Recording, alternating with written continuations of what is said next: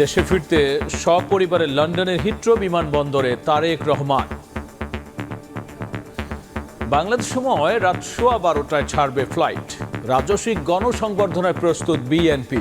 পথে পথে ঢাকামুখী মানুষের ঢল। আমরা সবাই উজ্জীবিত। বগুড়া থেকে প্রায় লক্ষাধিক নেতাকর্মী আমরা ঢাকায় আগমন করছি। এই দেশের অবস্থা সব কিছু ঠিক হয়ে যাবে ইনশাল্লাহ। সবাই তাকে অভ্যর্থনা জানার জন্য ঢাকার পথে অভিমুখে তারা রওনা হয়ে গেছে।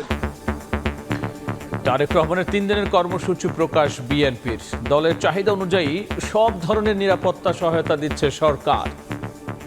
বিমানবন্দর থেকে 300 ফিট রাস্তার অভ্যর্থনাস্থল, সেখান থেকে দেশনেত্রী বেগম খালেদা জিয়াকে দেখতে যাওয়া, এবার কেয়ার হাসপাতাল। তার যে প্রয়োজনীয় যে সিকিউরিটি, আমাদের তরফ থেকে সর্বোচ্চ এফার্ট আছে ভালো সিকিউরিটি দেওয়ার।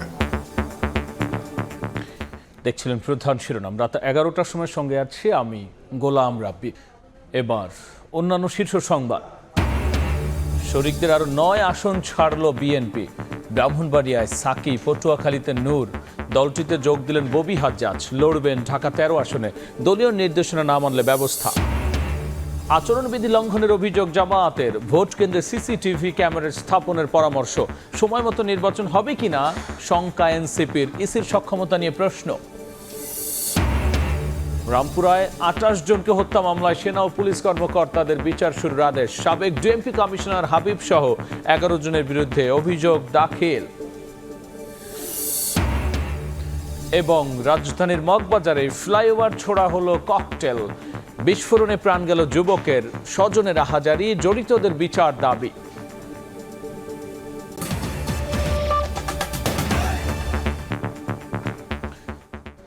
দেশে ফিরতে সপরিবারে লন্ডনের হিথ্রো বিমানবন্দরে তারেক রহমান। বাংলাদেশ সময় রাত 12:15টায় ছাড়বে তার ফ্লাইট। তারেক রহমান বাংলাদেশ বিমানের BG202 ফ্লাইটে সিলেট হয়ে ঢাকায় ফিরছেন।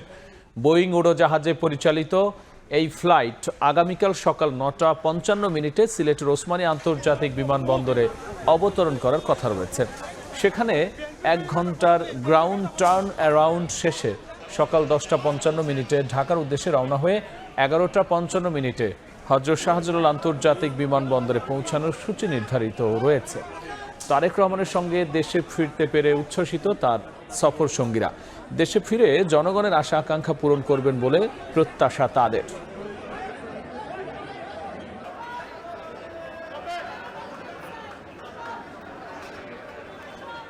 দেশের এই ক্রান্তিকালে ওনার খুবই দরকার বাংলাদেশে যাওয়া, এবং আমার বিশ্বাস উনি যাওয়ার পরে বাংলাদেশের যে গণতন্ত্র হারিয়ে যাওয়া গণতন্ত্র আবার ফিরে পাবে। একসাথে করব কাজ, গর্ব দেশ, সবার আগে বাংলাদেশ। সবার কাছে দোয়া চাচ্ছি, আপনারা দোয়া করবেন যেন আল্লাহ তাআলা সহি সালামতে উনাকে ঢাকাতে যে বিমানটি নিয়ে যাচ্ছে বিমানটি অবতরণ করতে পারে। বাংলাদেশে যে এখন রাজনৈতিক শূন্যতা রয়েছে, রাজনৈতিক নেতৃত্বের শূন্যতা রয়েছে, সেখানে তারেক রহমানের এই প্রত্যাবর্তন অত্যন্ত গুরুত্বপূর্ণ করে। ওনার জন্য অধীর আগ্রহে অপেক্ষা করছে যে আমরা সবার কাছে আবারও, বিশেষ করে প্রবাসের সবার কাছে আমরা সবিনয় অনুরোধ জানাচ্ছি ওনার জন্য দোয়া করবেন, যাতে উনি বাংলাদেশের মানুষের আশা আকাঙ্ক্ষা বাস্তবায়নে কাজ করতে পারেন। তারেক রহমানের দেশে ফেরার বিষয়ে সবশেষ খবর জানাতে লন্ডনের হিথ্রো বিমানবন্দরে আছেন সহকর্মী শোয়েব কবির। আমরা সরাসরি যাচ্ছি তার কাছে।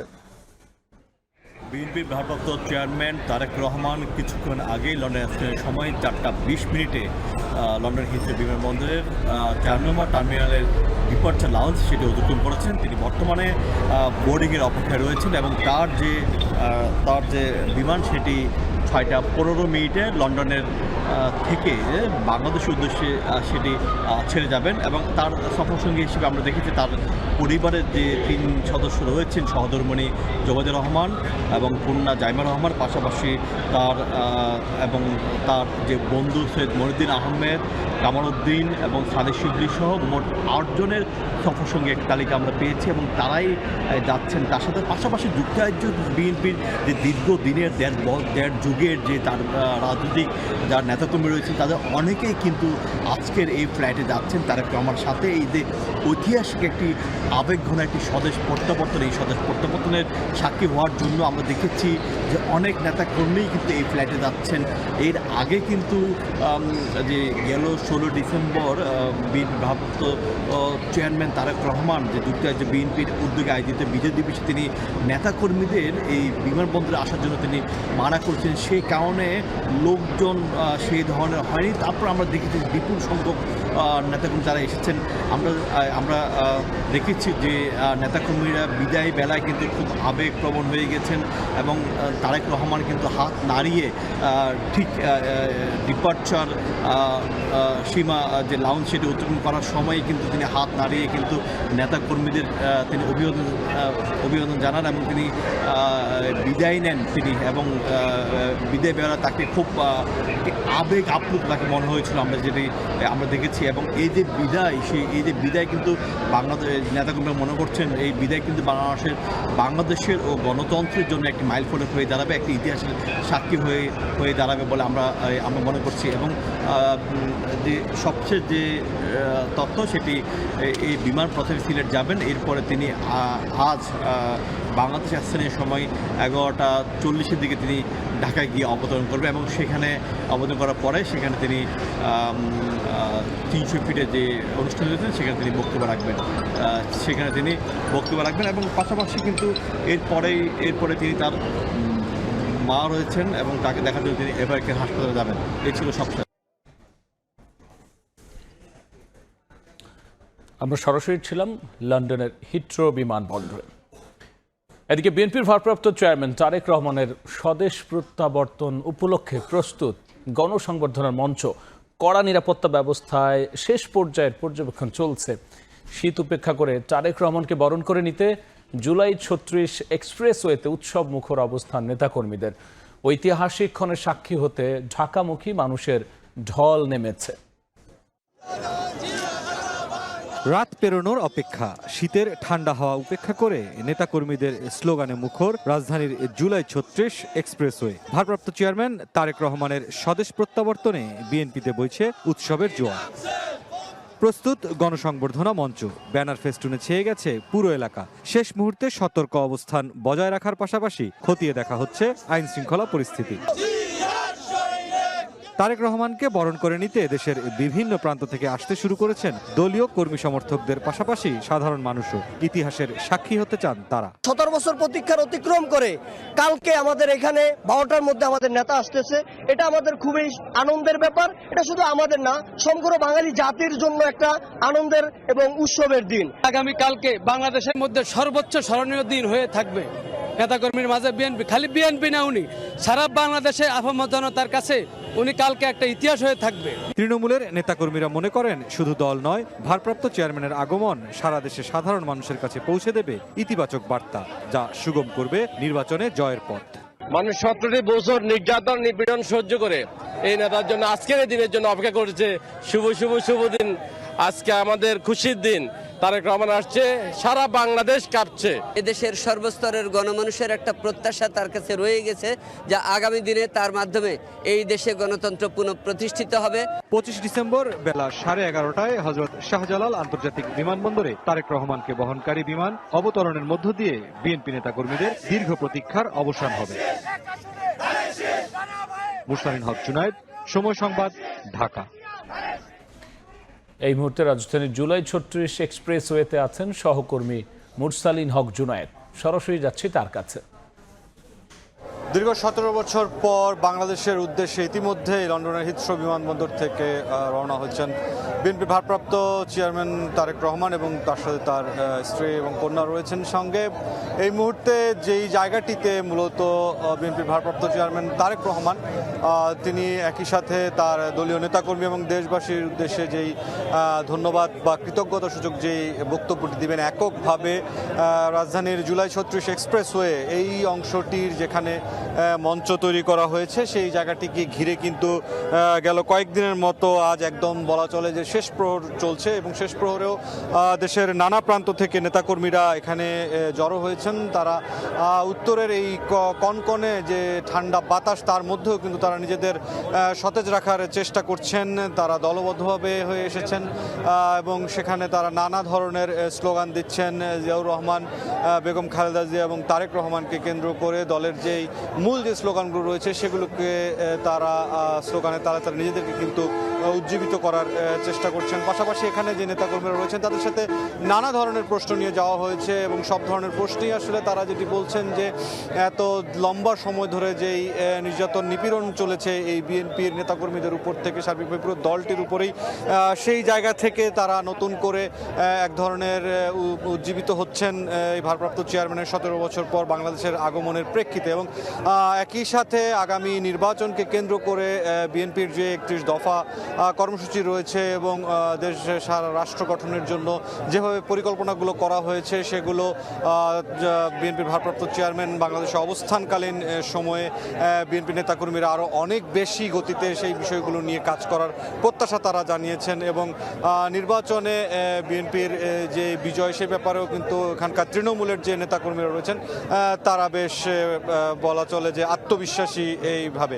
এবং এখন পর্যন্ত যেটি দেখা যাচ্ছে যে আর কিছু সময় পরেই অর্থাৎ বাংলাদেশ সময় 11টা থেকে 12টা এর মধ্যেই কিন্তু বিএনপি ভারপ্রাপ্ত চেয়ারম্যানের বাংলাদেশে অবতরণ করার কথা এবং তারপর তিনি তার যে পরবর্তী কর্মসূচিগুলো রয়েছে এভার কেয়ারে যাওয়ার মধ্যবর্তী যে স্থান জুলাই 36 এক্সপ্রেসওয়ে ঠিক এই জায়গাটিতে কিন্তু তিনি বক্তব্য রাখবেন সবার উদ্দেশ্যে। এই ছিল এখন পর্যন্ত জুলাই 36 এক্সপ্রেসওয়ে থেকে সবশেষ পরিস্থিতি। আমরা সরাসরি ছিলাম জুলাই 36 যে এক্সপ্রেসওয়ে যেখানে তারেক রহমান আসলে গণসংবর্ধনা দেয়া হবে। এদিকে তারেক রহমানের 3 দিনের কর্মসূচি প্রকাশ করেছে বিএনপি। কাল গণসংবর্ধনায় যোগদান শেষে মাকে দেখতে এভার কেয়ার হাসপাতালে যাবেন তারেক রহমান। পরদিন জুমার নামাজের পর শহীদ প্রেসিডেন্ট জিয়াউর রহমানের কবর জিয়ারত এবং জাতীয় স্মৃতিসৌধে শ্রদ্ধা নিবেদন করবেন তিনি। শনিবার নির্বাচন কমিশনে এনআইডি কার্যক্রম শেষ করে শহীদ ওসমান হাদির কবর জিয়ারত করবেন বিএনপির ভারপ্রাপ্ত চেয়ারম্যান। প্রায় 1.5 যুগ পর দেশের মাটিতে পা রাখবেন বিএনপির ভারপ্রাপ্ত চেয়ারম্যান তারেক রহমান। তাই গুলশান অফিসে তারেক রহমানের স্বদেশ প্রত্যাবর্তন নিয়ে দলের ব্রিফিং।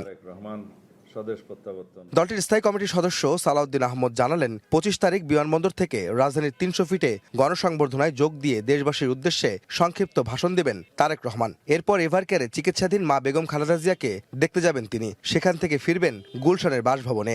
আমাদের প্রথম দিনের অনুষ্ঠান বিমানবন্দর থেকে 300 ফিট রাস্তার অভ্যর্থনাস্থল, সেখান থেকে দেশনেত্রী বেগম খালেদা জিয়াকে দেখতে যাওয়া এভার কেয়ার হাসপাতাল থেকে তিনি সরাসরি বাসভবনে চলে আসবেন। শুক্রবার বাদ জুম্মা তিনি বাসভবন থেকে রওনা হয়ে প্রথমে শহীদ জিয়ার মাজার জিয়ারত করবেন এবং সেখান থেকে জাতীয় স্মৃতিসৌধে তিনি শ্রদ্ধা জ্ঞাপন করতে যাবেন। 27 তারিখে এনআইডি কার্ড এবং ভোটার হওয়ার সমস্ত কাজগুলো সেদিন করবেন। এরপরে শহীদ ওসমান হাদির কবর জিয়ারত করবেন। বিএনপির ভারপ্রাপ্ত চেয়ারম্যানের নিরাপত্তার জন্য এসএসএফ এর আবেদন করা হয়নি জানিয়ে তার সিকিউরিটি ফোর্স প্রধান জানান, তারেক রহমানের নিরাপত্তায় সব ধরনের সহযোগিতা করছে সরকার। আমাদের জানা মতে যতটুকু নিরাপত্তা থ্রেট আছে তার চেয়ে অনেক শক্তিশালী নিরাপত্তা ব্যবস্থা আমরা সৃষ্টি করতে চাই। দলের সিনিয়র যুগ্ম মহাসচিব রুহুল কবির রিজভী জানান, তারেক রহমানকে বহনকারী বাংলাদেশ বিমানের ফ্লাইটটি আগে সিলেটে পৌঁছবে, তাই সেখানে দলীয় কর্মীদের ভিড় না করার নির্দেশনা দেন তিনি। সিলেট জেলার কোনো নেতৃবৃন্দ কেউ অহেতুক বিমানবন্দরে ভিড় করবেন না। এদিকে তারেক রহমানের গুলশানের বাসভবন প্রায় 95% প্রস্তুত। আইন শৃঙ্খলা বাহিনীর কঠোর নিরাপত্তায় রয়েছে গুলশান এভিনিউয়ের 196 নম্বরের এই বাড়িটি। এমনটা জানিয়েছেন মিডিয়া সেলের সদস্য আতিকুর রহমান রুমন। বাড়ি দুটোই প্রস্তুত আছে, এখন তারা যেখানে উঠতে চান সেখানে উঠতে পারবেন। বৃহস্পতিবার সকাল 11:50 ঢাকায় অবতরণ করবেন তারেক রহমান। আহমেদ সালেহিন, সময় সংবাদ, ঢাকা। বিএনপির ভারপ্রাপ্ত চেয়ারম্যান তারেক রহমানের স্বদেশ প্রত্যাবর্তনকে স্বাগত জানিয়েছে অন্তর্বর্তী সরকার। বিএনপির চাহিদা অনুযায়ী তার সর্বোচ্চ নিরাপত্তা দেওয়া হচ্ছে বলে জানিয়েছেন প্রধান উপদেষ্টার প্রেস সচিব শফিকুল আলম। বিকেলে রাজধানীর ফরেন সার্ভিস একাডেমিতে একথা বলেছেন তিনি। বাংলাদেশের প্রত্যাবর্তনকে স্বাগত জানাই এবং তার যে প্রয়োজনীয় যে সিকিউরিটি সেটার বিষয়ে আমাদের সাথে তার যে আমরা তার পার্টির আলাপ হচ্ছে, এটা তার যতটুকু তারা চাচ্ছেন যে সমস্ত মেজর পলিটিক্যাল বিএনপির সাথে কথা বলে সেগুলো বিষয়ে লুক আফটার করা হচ্ছে। সরকারের কাছে যা সহযোগিতা ওনারা চাচ্ছেন আমরা সেই সহযোগিতাগুলো দিচ্ছি। সময় মতো নির্বাচন হবে কিনা তা নিয়ে শঙ্কা জানিয়েছে এনসিপি, আর আচরণবিধি লঙ্ঘনের অভিযোগ তুলে অসন্তোষ জানিয়েছে জামাত। সুষ্ঠু ভোট আয়োজনে ইসির সক্ষমতা নিয়েও সন্দিহান দল দুটি।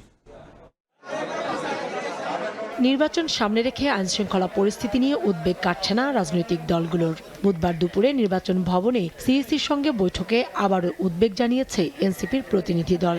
নির্বাচন কমিশনের যে যথেষ্ট সক্ষমতার সেই সন্দিহান রয়েছে। 12 তারিখে যদি ইলেকশন করতে হয় ফেব্রুয়ারি, তাহলে নির্বাচন কমিশনে আরো সক্ষমতা বাড়াতে হবে। আমরা নির্বাচন কমিশনের অনেকগুলো আশঙ্কা আমরা দেখতে পেয়েছি, সেগুলো বিষয়ে আমরা ওনাদেরকে সতর্ক করেছি, অ্যালার্ট করেছি।